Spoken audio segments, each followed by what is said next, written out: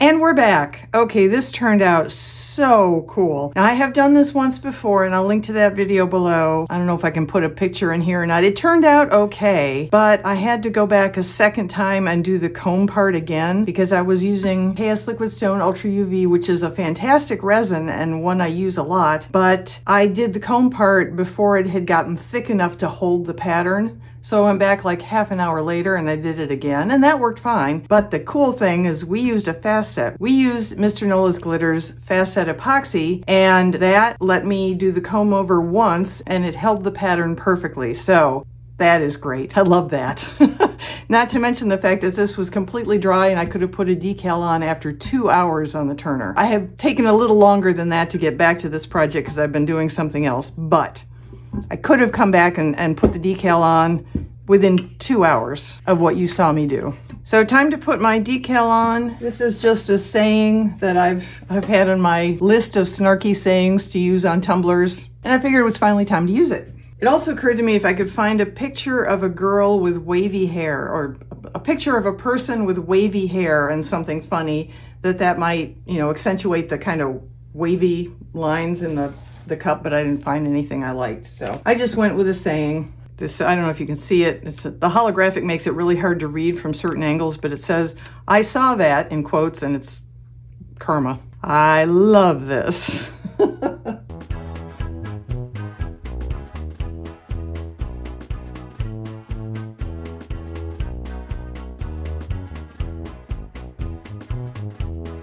I may tack this down with some UV resin, stick it, well, I don't have sunshine today. We're getting hit by whatever the latest weather pattern is that's been slamming its way across the country. It's here today, so there's no sunshine. So I may just put some UV resin on this and put a UV lamp over it and cure it. That will tack all of my vinyl down, and then I will put on a layer of probably the lightning cure, the really, really, really super fast epoxy resin from the epoxy resin store. That's touch dry in 20 minutes.